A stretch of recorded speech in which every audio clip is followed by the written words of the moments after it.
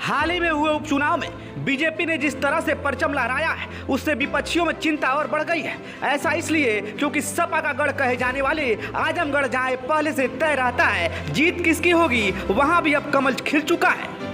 आजमगढ़ में यूं आसानी से साइकिल पंचर करना बहुत मुश्किल था, लेकिन फिर भी बेहतरीन लीडरशिप और नेतृत्व ने कर दिखाया।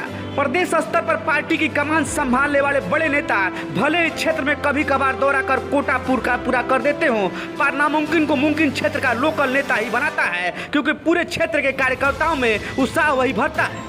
आज हम एक ऐसे नेता की बात करेंगे जिसके कुशल नेतृत्व में बीजेपी ने आजमगढ़ में शानदार प्रदर्शन किया। उस नेता का नाम है धर्मेंद्र सिंह।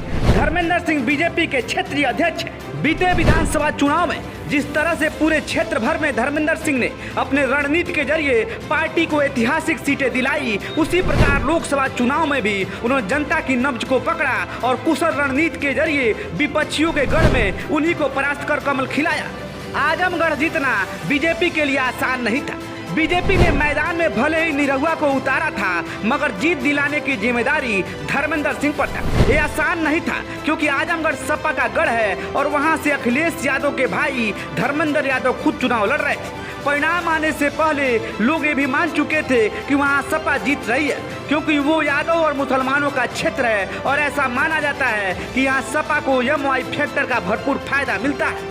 इसीलिए यहाँ साइकिल जीत भी जाती है। बीजेपी के सामने चुनौती बड़ी थी, मगर हौसला बुलंद था, क्योंकि विधानसभा चुनाव में प्रचंड बहुमत ने से कमल खिला था। क्षेत्रीय अध्यक्ष धर्मेंद्र सिंह ने रणनीति तय की और कार्यकर्ताओं में जोश भरा। गांव-गांव तक कार्यकर्ताओं की टोली पहुंचाई, पार्टी के एजेंडों को बताया, पूरे चुनाव भर रात दिन मेहनत करते रहे और इसी का परिणाम रहा कि आजमगढ़ में धर्मेंद्र यादव की साइकिल पंचर हो गई और निरहुआ ने कमल खिला दी। इसी के साथ पूरे क्षेत्र में धर्मेंद्र सिंह का कद बढ़ गया।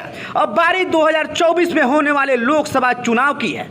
धर्मेंद्र सिंह ने अपनी राजनीतिक कैरियर विद्यार्थी परिषद से की है और वह अब क्षेत्रीय अध्यक्ष हैं। खैर, धर्मेंद्र सिंह को पार्टी ने जो भी जिम्मेदारी दिया उसे उन्होंने बखूबी बड़ी जिम्मेदारी से निभाया। अब बारी बीजेपी की है कि उनको इस बड़ी जिम्मेदारी निर्वहन करने के लिए कौन से इनाम देगी। खैर, 2024 के चुनाव की तैयारियों में सभी दल जुट गए हैं। अब देखना होगा कि हर चुनाव की तरह इस बार कमल का जादू चलेगा या फिर इस बार की तस्वीर की कुछ और होगी।